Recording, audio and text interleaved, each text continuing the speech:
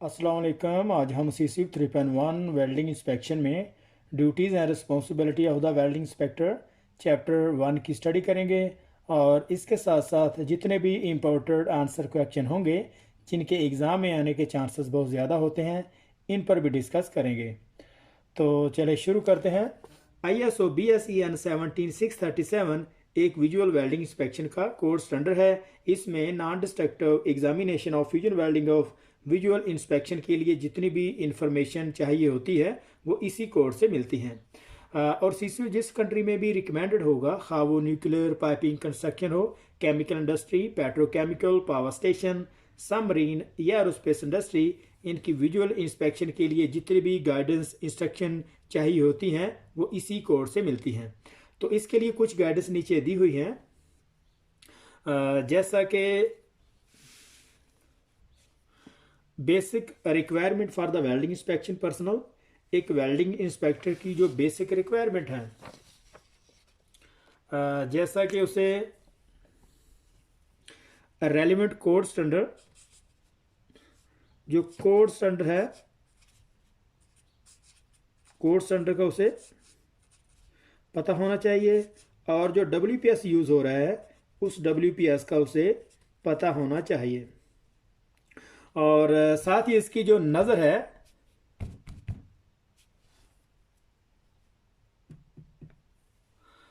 और उसकी जो नज़र है EN 473 के मुताबिक उसकी जो आई साइट है वो करेक्ट होनी चाहिए। और information about condition suitable for the visual examination. Visual examination के लिए जो सुइटेबल कंडीशन है, जैसा कि इंस्पेक्शन के दौरान हमें कुछ लाइटिंग चाहिए होती है और उसकी जो इल्यूमिनेशन है, उसकी जो इल्यूमिनेशन है वो 350 लक्स होनी चाहिए। लेकिन कोड स्टैंडर्ड इसको रिकमेंड करता है 500 लक्स। और अगर 500 लक्स हमारे पास अवेलेबल नहीं है तो 350 लक्स तो मस्ट भी होनी ही चाहिए।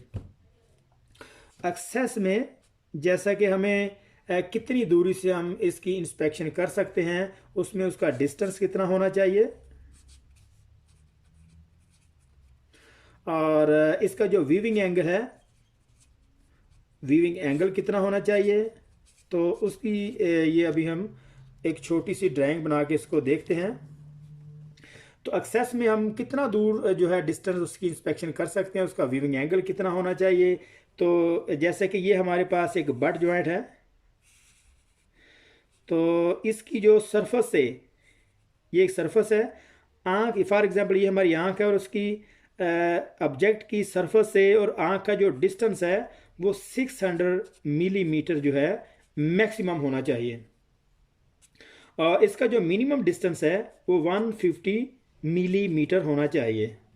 और इसके अलावा अगर हम एंगल की बात करें, और अगर हम एंगल की बात करें, फॉर एग्जांपल अगर हम इसको साइड से देखते हैं, तो साइड से अगर देखने के लिए जो एंगल है उसका वो स्टैंडर्ड के मुताबिक वो होना चाहिए 30 डिग्री।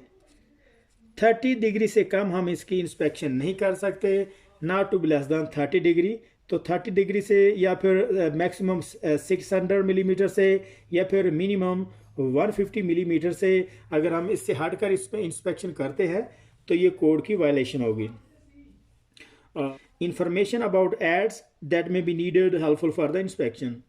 तो विजुअल इंस्पेक्शन के दौरान हमें कुछ एड्स की मदद चाहिए होती है। एड्स क्या क्या है, जैसा कि हमें इंस्पेक्शन के लिए मिरर चाहिए होता है और इसके अलावा बोरोस्कोप की मदद भी चाहिए और गेजेस जो है जिससे हम इसकी डिमेंशन वगैरह, इसकी पमैश वगैरह करते हैं।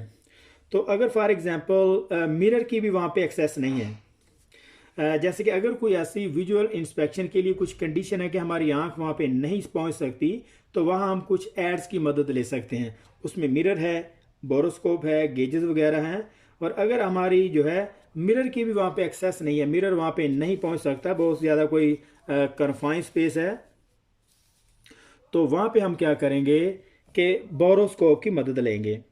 तो बोरोस्कोप जो है एक कैमरा होता है। फॉर एग्जांपल ये हमारे पास एक पाइप है, तो किसी तरफ से भी इसकी इंटरेस्ट नहीं है कि हम इसको आँख से देख सकें। तो क्या करेंगे कि हम किसी भी नोज़ल पॉइंट से जो है कैमरे को इसके अंदर दाखिल करेंगे, और इसका जो भी इंटरनल जो हमें विजुअल इंस्पेक्शन इसकी सरकम वगैरह की चाहिए होगी, वो हम यहाँ पे लगी एलईडी स्क्रीन पे उसको देख सकते हैं। और इसके अलावा गेजेस में फॉर एग्जांपल अगर हाईलो गेज है, तो हाईलो गेज से हम ड्यूरिंग फिटअप के दौरान जो वॉल थिकनेस की मिस मैचिंग है, ओवरलैपिंग वगैरह उसकी डिमेंशन कर सकते हैं। और इसके अलावा फिलेट वेल्ड प्रोफाइल गेज से हम थ्रोट थिकनेस और जो है लेग लेंथ उसकी डिमेंशन लेते हैं। और इसके अलावा एंगल गेज से जो बेवल की डिग्री है वो मालूम की जा सकती है। और इसके अलावा मल्टी फंक्शनल गेजेस होती हैं जिसमें हम एक ही गेजेस से वो सारे की वेल्स की वैल्यू है उसको मेजर कर सकते हैं। और इसके अलावा अगर हमारी आँख किसी चीज़ को प्रॉपर नहीं देख पा रही, तो वहाँ पे हम कुछ मैग्नीफाइंग ग्लास का इस्तेमाल भी करेंगे। तो उसकी जो मैग्नीफाइंग जो ग्लास है उसकी जो मैग्नीफिकेशन है वो ISO BSEN 7637 जो अलाउ करता है वो हो X2 से X5 होनी चाहिए।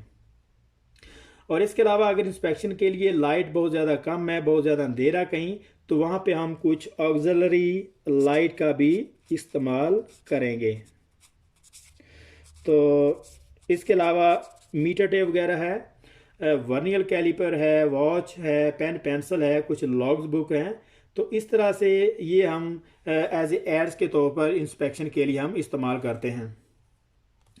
तो नेक्स्ट में हमारा guidance about the stages when visual inspection is appropriate. तो विजुअल इंस्पेक्शन के लिए जो मुनासिब वक्त है, मुनासिब टाइम है, तो ISO BSEN 17 स्टैंडर्ड जो है इसकी पूरी की पूरी इंफॉर्मेशन देता है।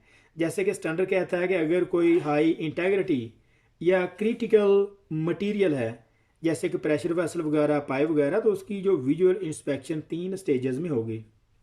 वो 3 स्टेजेस कौन कौन सी हैं? उसमें फर्स्ट है बिफोर वेल्डिंग, तो सेकंड में है ड्यूरिंग वेल्डिंग है,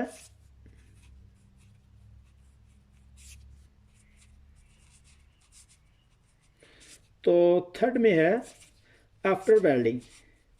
तो ये जो 3 कंडीशन है ये वहाँ पे यूज़ होंगी जहाँ पे कोई बहुत ज़्यादा क्रिटिकल मटेरियल, हाई स्टैंडर्ड या कू क्वालिटी के रिलेटेड एप्लीकेशन पे जॉब हो रहा है।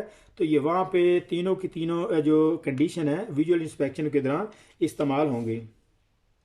तो वेल्डिंग स्टार्ट करने से पहले, बिफोर वेल्डिंग स्टार्ट करने से पहले एक वेल्डिंग इंस्पेक्टर को जो है वेल्डिंग स्टार्ट करने से पहले एक वेल्डिंग इंस्पेक्टर को जो कोड स्टैंडर्ड और उसकी जो स्पेसिफिकेशन है उसका पता होना चाहिए। और इसके अलावा इनके रिलेटेड जितने भी डॉक्यूमेंट्स हैं उसमें एक्सेप्टेंस क्राइटेरिया है, एप्लीकेबल कोड है, और एप्लीकेबल कोड है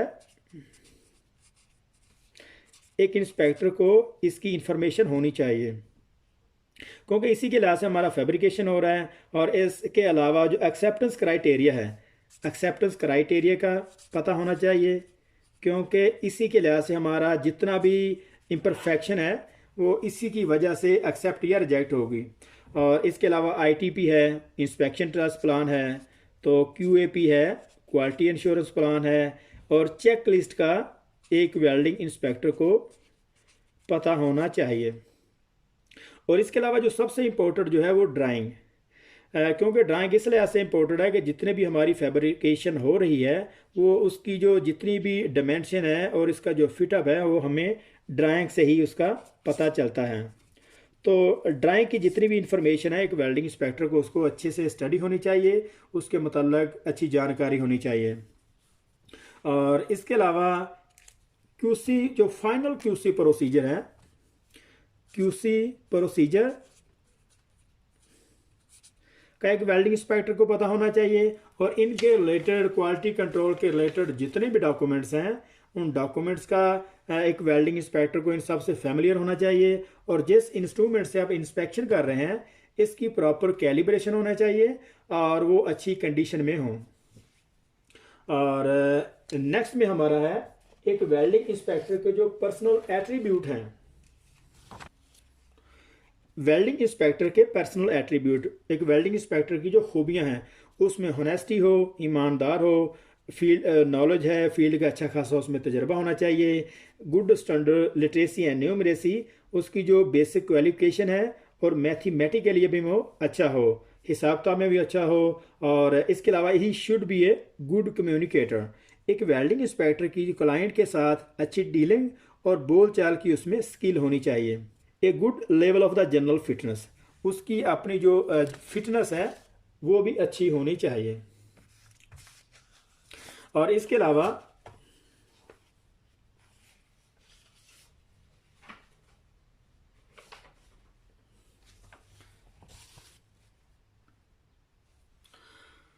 बिफोर वेल्डिंग और फैब्रिकेशन, एक वेल्डिंग इंस्पेक्टर की जो सबसे ज़्यादा जो मेन रिस्पॉन्सिबिलिटी उनमें से ये है कि सेफ्टी के रूल रेगुलेशन को फॉलो करना है, जैसे कि ensure that all operation are carried out in complete compliance with local company और नेशनल सेफ्टी लेजिस्लेशन।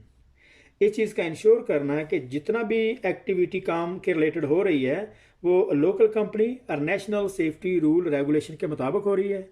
और permit to work in place, तो वर्क परमिट क्या वहाँ पे मौजूद है। अगर हम फैब्रिकेशन कटिंग वगैरह के कंसर्न या वेल्डिंग के रिलेटेड कोई काम हो रहा है तो वहाँ पे हार्ड वर्क परमिट मस्ट भी होना चाहिए। चेक ड्राइंग करेक्ट रिवीजन, और जिस ड्राइंग से हमारी जो है फैब्रिकेशन हो रही है उस ड्राइंग की प्रॉपर जो है वो रिवीजन होनी चाहिए। और नेक्स्ट में हमारा check welding procedure specification and welder approval. तो वेल्डिंग प्रोसीजर की जो स्पेसिफिकेशन है वो अकॉर्डिंग टू क्लाइंट के मुताबिक होनी चाहिए, और जो वेल्डर की सर्टिफिकेशन है, जो उसकी क्वालिफिकेशन है, वो WPS के मुताबिक उसको अप्रूव्ड होना चाहिए। Validate certificate of the calibration welding equipment inspection instrument, तो वेल्डिंग इक्विपमेंट और इंस्पेक्शन इंस्ट्रूमेंट की जो कैलिब्रेशन है उनके जो सर्टिफिकेट वैलिड होने चाहिए। Check material and consumable certification, material और कंज्यूमेबल की जो सर्टिफिकेशन है उनकी प्रॉपर उनको चेक करना है। उनमें सल्फर फास्फोरस एक लिमिटेड होना चाहिए, और उसमें जो भी एलिमेंट हैं जैसे कि कार्बन है, एल्युमिनियम है, मोलिब्डेनम, टाइटेनियम वगैरह, तो ये सारे जो एलिमेंट हैं ये क्लाइंट की रिक्वायर के मुताबिक उसमें मटेरियल में होने चाहिए। और इसके अलावा check welding equipment and are related ancillary cable, regulator, oven, cure वगैरह। और वेल्डिंग इक्विपमेंट के रिलेटेड जितनी भी उसकी एंसिलरी है, केबल डैमेज ना हो, रेगुलेटर का फ्लो रेट जो है करेक्ट होना चाहिए, ओवन, क्यूअर वगैरह की ये जो है वो कैलिब्रेशन होनी चाहिए। Check pipe, plate and welding consumable for the size, condition, specification and storage. तो पाइप, प्लेट और वेल्डिंग कंज्यूमेबल का जो साइज़ है और उसकी जो वाल थिकनेस है, उसका जो डायामीटर है, ये सारी चीज़ें करेक्ट होनी चाहिए। और अगर हम पाइप की बात करें, बाज़ औक़ात ये होता है कि ट्रांसपोर्टिंग के दौरान जब मटेरियल को लोडिंग या अनलोडिंग किया जाता है तो ये लो शेड्यूल के जो पाइप, थिकनेस वगैरह के जो पाइप होते हैं वो बेंड हो जाते हैं। तो बिफोर फैब्रिकेशन, कटिंग प्रिपरेशन से पहले इनकी जो ओवेलिटी है, इनका जो डायामीटर है वो मेक श्योर करना है। और उसके अलावा उसकी कंडीशन में मटेरियल की एमटीसी को चेक करना है, उसमें जो लेमिनेशन ना हो, सेग्रीगेशन बैंड ना हो, और मैकेनिकल डैमेज वगैरह ना हो, और इसके अलावा पिटिंग वगैरह ये अच्छे तरीके से उनकी चेक करनी है। और इसके अलावा स्पेसिफिकेशन में जो correct specification according to WPS के मुताबिक हमारा मटेरियल होना चाहिए। तो इसके अलावा उसकी जो स्टोरेज कंडीशन है वो करेक्ट होनी चाहिए। और इसके अलावा नेक्स्ट में हमारा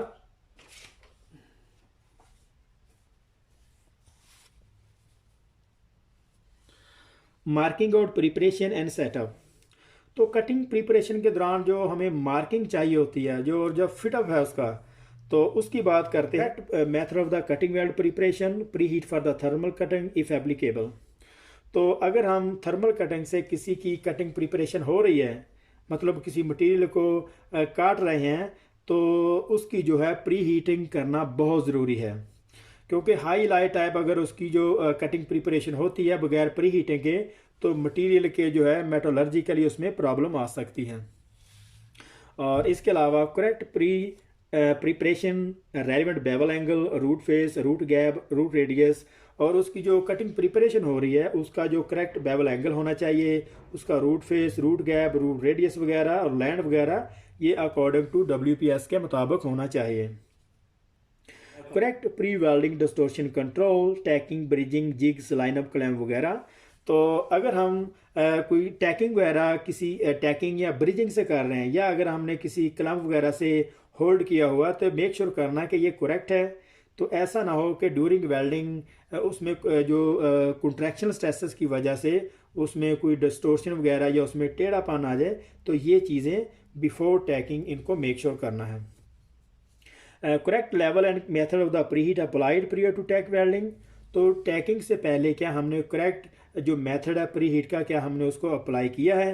अगर हम जो अलाई है जिसमें 1 पॉइंट के ऊपर जिस मटेरियल में कार्बन है, तो उसका जो pre heating temperature around 250 centigrade के लगभग होगा।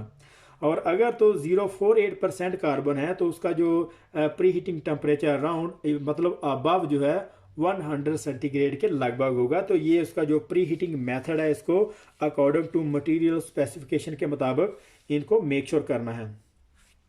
और all tag welding to be monitored and inspected. तो जितने भी टैग हमने लगाए हैं उनकी प्रॉपर तरीके से इंस्पेक्शन करनी है। और इंस्पेक्शन के बाद ड्यूरिंग वेल्डिंग जब हम उसकी वेल्डिंग स्टार्ट करते हैं, तो जितने हमने टैग लगाए हैं उनकी प्रॉपर तरीके से उनकी फीदरिंग होनी चाहिए। अगर वेल्डर उसकी फीदरिंग करने में नाकाम हो जाता है, तो उसमें जो है lack of penetration, lack of fusion, undercut जैसे प्रॉब्लम उसमें आ सकती हैं। तो नेक्स्ट में हमारा है ड्यूरिंग वेल्डिंग मॉनिटर। तो ड्यूरिंग वेल्डिंग एक वेल्डिंग इंस्पेक्टर की किन चीज़ों को देखने की रिस्पॉन्सिबिलिटी है, उसमें सबसे पहले है weather condition, mainly for the site welding. Welding is generally halted when inclement. तो सबसे पहले जो वेदर कंडीशन को मेक श्योर करना है, जब हम खासकर अगर साइड पे काम कर रहे हों तो वेल्डिंग को स्टॉप करवा देंगे अगर मौसम बहुत ज़्यादा ख़राब है। तो इस वजह से बहुत सारी प्रॉब्लम आती हैं। तो बाज़ का ऐसा नहीं भी होता, वेल्डिंग जो है कंटिन्यू रहती है, लेकिन उसके साइड इफेक्ट ये होते हैं कि उसमें अगर विंड स्टॉर्म है तो प्लास्टिक की रिपेयर वगैरह का रेट जो है रेशो बहुत ज़्यादा बढ़ जाएगा।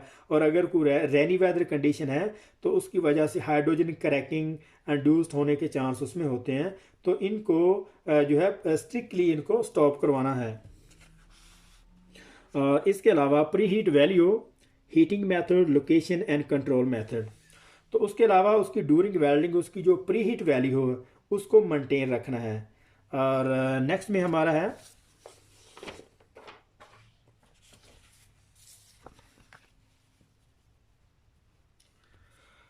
Consumable control, specification, size, condition and any special treatment.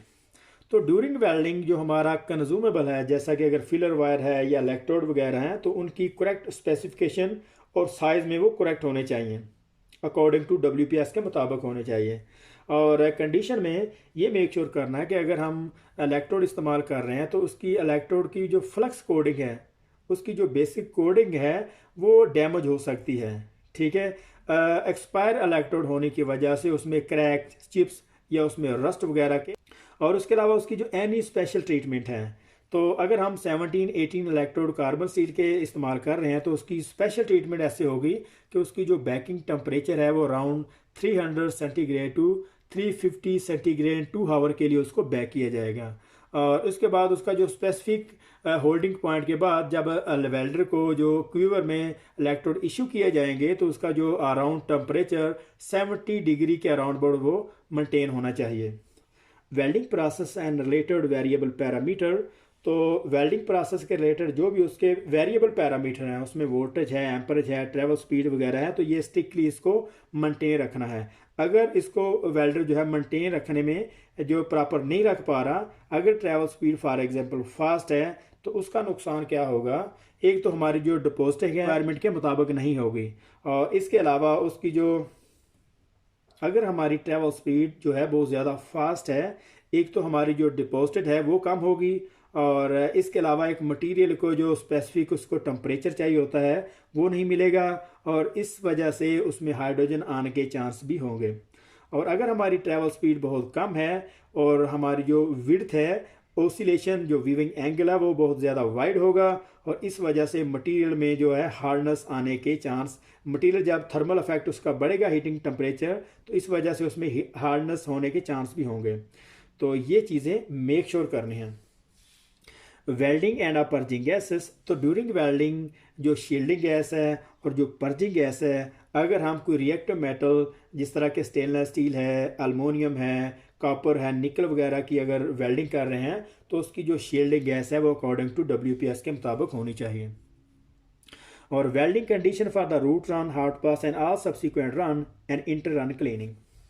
तो वेल्डिंग कंडीशन में अगर हम रूट रन जो उसकी इंस्पेक्शन कर रहे हैं तो उसकी जो इंस्पेक्शन प्रॉपर तरीके से, उसकी जो एक्सेस पेनिट्रेशन ना हो, उसमें लैक ऑफ फ्यूजन ना हो, और अगर उस पर वेल्डर सेटिस्फाइड है तो तब जो है एक वेल्डर को हार्ड पास का अलाउ किया जाएगा। और बाद में उसका जो भी सब्सिक्वेंट उस पर वेल्डिंग प्रोसेस होगा उसकी जो है प्रॉपर तरीके से उनकी इंटर रन क्लीन करनी है।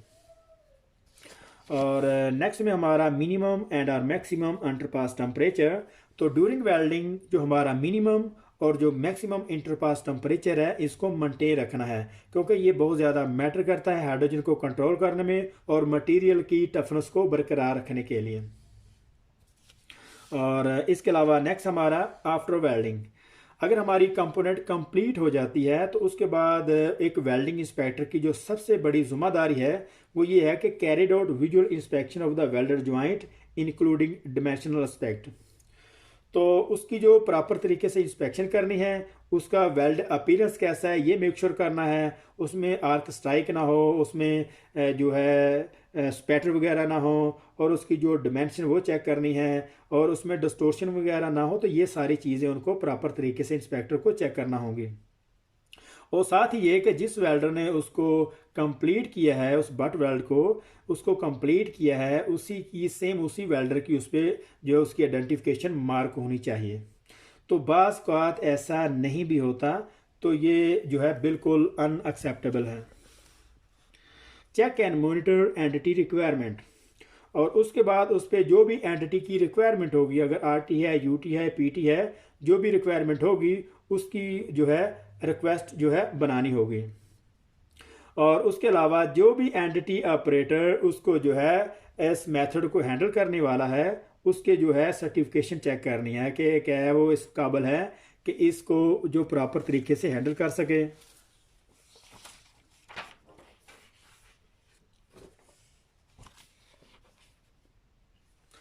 Identify repair from the assessment of the visual और एंटिटी बोर्ड वगैरह।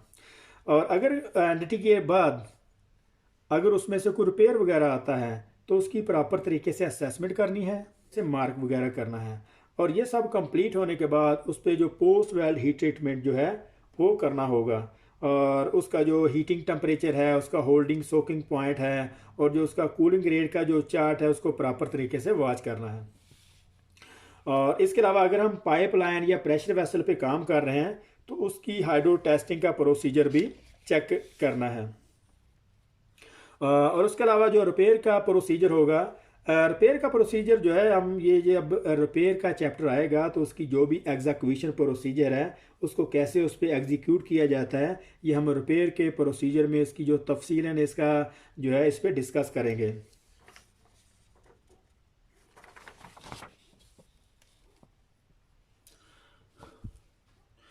To be fully effective, a welding inspector requires a high level of knowledge, experience, and a good understanding of the job. This should in turn earn some respect from the welder.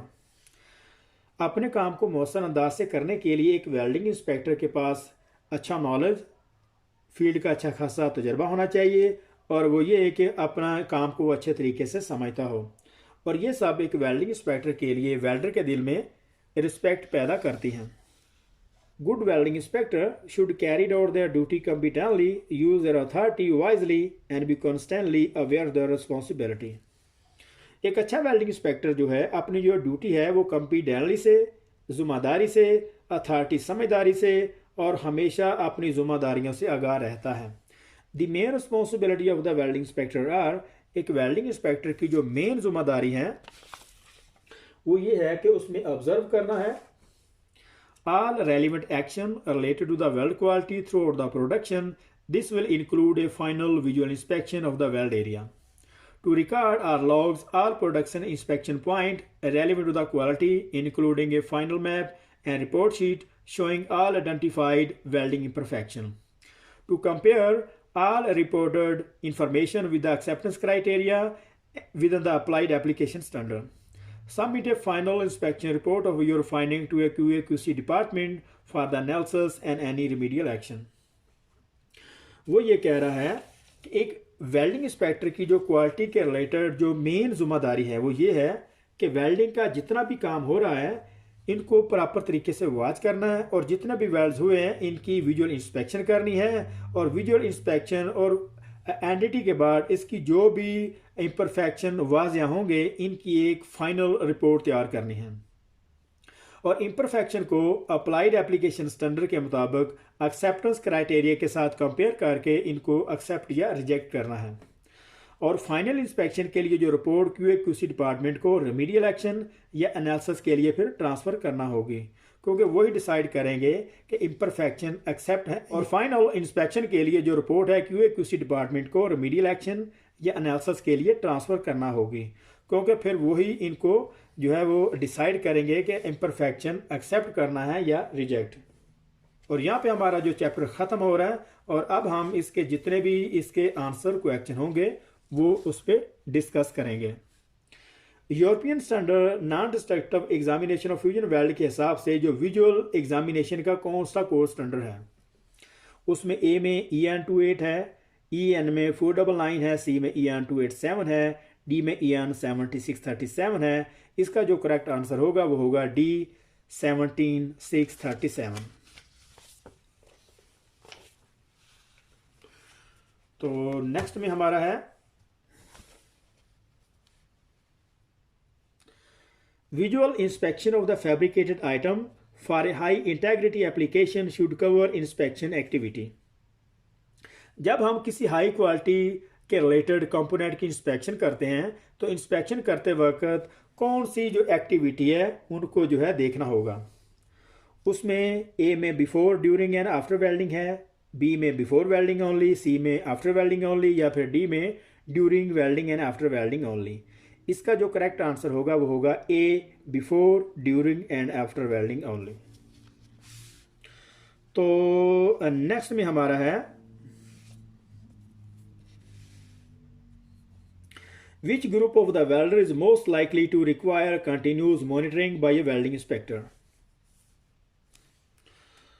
वो ये कह रहा है अगर welder के मुख्तलिफ group काम कर रहे हैं तो वेल्डिंग इंस्पेक्टर को सबसे ज़्यादा किनको वॉच करने की ज़रूरत है। उसमें कंक्रीट शटरिंग वेल्डर है, ओवरलैंड पाइपलाइन वेल्डर है या फिर टैग वेल्डर या फिर D में मेंटेनेंस वेल्डर। करेक्ट आंसर जो होगा उसका वो होगा B ओवरलैंड पाइप वेल्डर। तो अभी हमारा नेक्स्ट है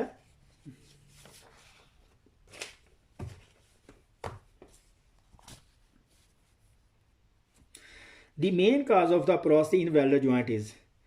एक वेल्डर जॉइंट में पोरोसिटी की मेन वजह क्या हो सकती है? पोरसेस या फिर B में लॉस ऑफ शील्ड गैस या में C में डर्टी मटेरियल या फिर D में ऑल ऑफ द अबव। तो इसका करेक्ट आंसर होगा D all of the above क्योंकि तीनों वजहों से ही एक वेल्डेड जॉइंट में पोरोसिटी की वजह हो सकती है। तो what is the recommended minimum range of the illumination required by BS-EN 17637 for inspection of a weld surface?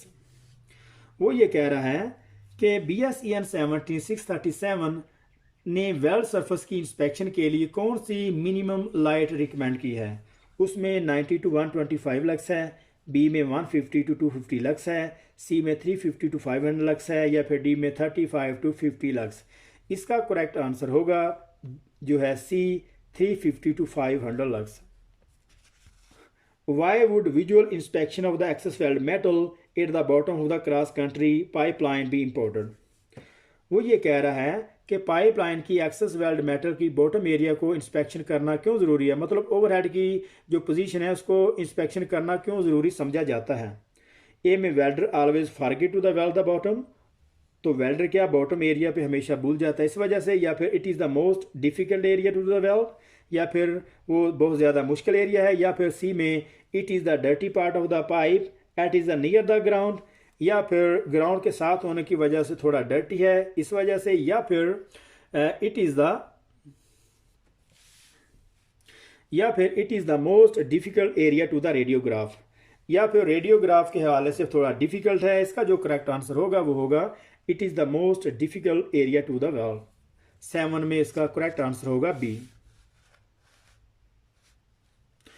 Which of the following would not be required to be check before welding, welding से पहले कौन सी चीज़ check करना ज़रूरी नहीं है। दी welding consumable, दी welder qualification, या फिर C में calibration of the welding equipment, या फिर डी में दी workshop humidity.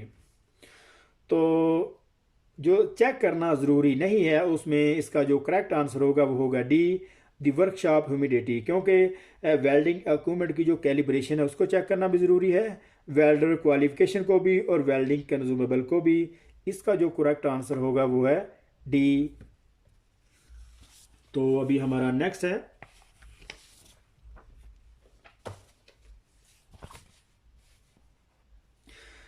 BSEN 17637 allows the use of the magnifying glass for the visual inspection but recommends that the magnifying is, वो ये कह रहा है कि BSEN 7637 मैग्नीफाइंग ग्लास का विजुअल इंस्पेक्शन के लिए अलाउ करता है, लेकिन उसकी जो रिकमेंडेड मैग्नीफाइंग इसमें से कौन सी है। इसमें ए में x2 है, बी में x2 to x5 है, सी में x5 to x10 है, या फिर डी में नॉट ग्रेटर देन x20। इसका जो करेक्ट आंसर होगा वो होगा बी, x2 to x5। जो इसकी जो मैग्नीफिकेशन अलाउ करता है ये स्टैंडर्ड, वो x2 to x5 होनी चाहिए। When carrying out visual inspection, the specification make no mention of the requirement for the visual inspection. In this situation, what should you do? वो ये कह रहा है कि जब विजुअल इंस्पेक्शन करते हैं लेकिन विजुअल इंस्पेक्शन के लिए जो स्पेसिफिकेशन, जो एक्सेप्टेंस क्राइटेरिया जो रिक्वायर होता है वो मेंशन नहीं है, तो इस सूरत हाल में आप क्या करेंगे। उसमें carried out normal visual inspection, क्या आप नॉर्मल विजुअल इंस्पेक्शन कर देंगे, या फिर seek advice from the higher authority, या फिर सीनियर डिपार्टमेंट से हेल्प लेंगे, या फिर carried out no visual inspection, या फिर विजुअल इंस्पेक्शन आप नहीं करेंगे, या फिर री right the requirement of the specification. तो या फिर जो एक्सेप्टेंस क्राइटेरिया की जो स्पेसिफिकेशन है उसको दोबारा से री राइट करने की ज़रूरत होगी। तो इसका जो करेक्ट आंसर होगा वो होगा B, seek advice from the higher authority.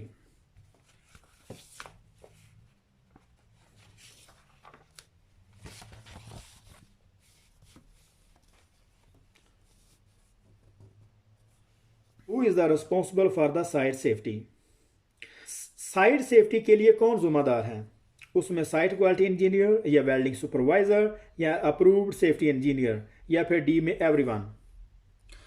सो इसका जो साइट सेफ्टी के लिए जो रिस्पॉन्सिबल होगा वो होगा डी, एवरीवन, क्योंकि not just only quality engineer, welding supervisor और safety engineer, it will be responsible everyone.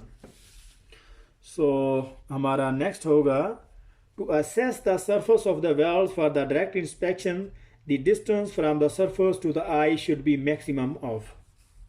वो ये कह रहा है कि वेल्ड सरफेस की डायरेक्ट इंस्पेक्शन अगर हम करते हैं तो उसका जो मैक्सिमम डिस्टेंस कितना होना चाहिए।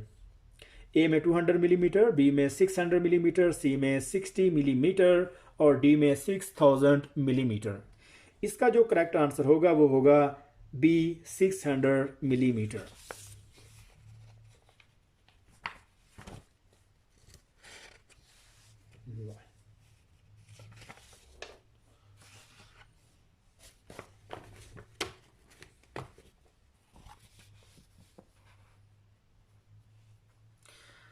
The primary duty of the welding inspector is, एक वेल्डिंग इंस्पेक्टर की जो मेन जो ड्यूटी है वो क्या है। To ensure the weld are the defect free, ये श्योर करना कि डिफेक्ट जो है वो फ्री है।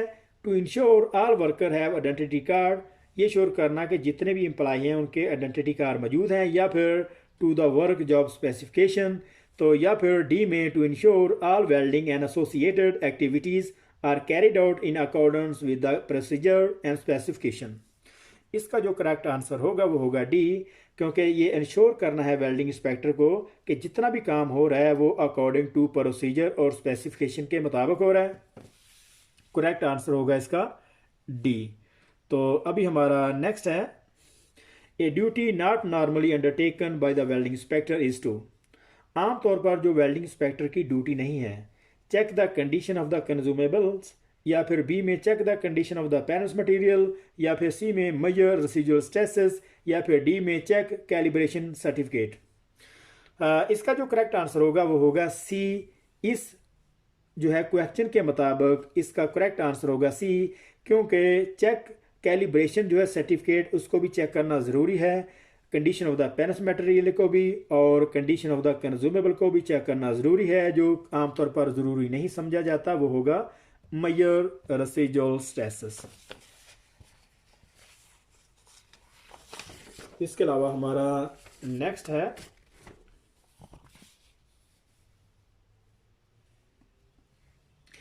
Quality assurances another term for the inspection. Quality assurance का दूसरा नाम क्या इंस्पेक्शन है, या फिर not slowly related the planning inspection, या फिर सी में the implementation of the quality control, या फिर डी में a management system design only to ensure material compatibility. इसका जो करेक्ट आंसर होगा वो होगा B, not slowly related the planning inspection. जो क्वालिटी इंश्योरेंस का डिपार्टमेंट है वो खाली प्लानिंग और इंस्पेक्शन के लिए जो है वो डिवोटेड नहीं है, इनको और भी बहुत सारी जो है रिस्पॉन्सिबिलिटी होती हैं।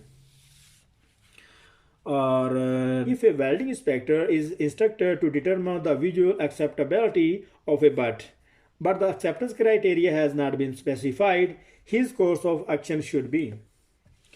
वो ये कह रहा है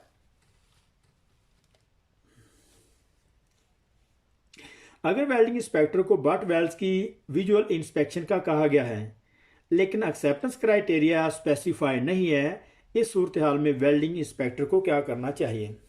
use high standard that allow no defect, या फिर यूज एक्सपीरियंस टू जज द क्वालिटी, या फिर seek guidance about the acceptance criteria from the relevant person, या फिर accept the world if there is no lack of fusion, no crack, no arc strike and no undercut. इसका जो correct answer होगा वो होगा C, seek guidance about the acceptance criteria from the relevant person.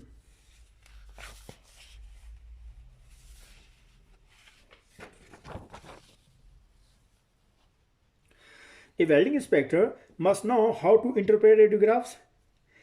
तो B में है may be required to interpret radiographs on certain contract, या फिर सी में should be able to the weld, या फिर डी में both बी एंड सी, या ई में all of the above। इसका जो करेक्ट आंसर होगा वो होगा B, may be required to interpret radiographs on certain contract, क्योंकि कुछ कॉन्ट्रैक्ट की बेस पे हो सकता है कि रेडियोग्राफ की जो इंटरप्रिटेशन है वो मस्ट भी वहाँ पे रिक्वायर होगी, क्योंकि हर जगह पे इसकी रिक्वायरमेंट ज़रूरी नहीं है कि हो।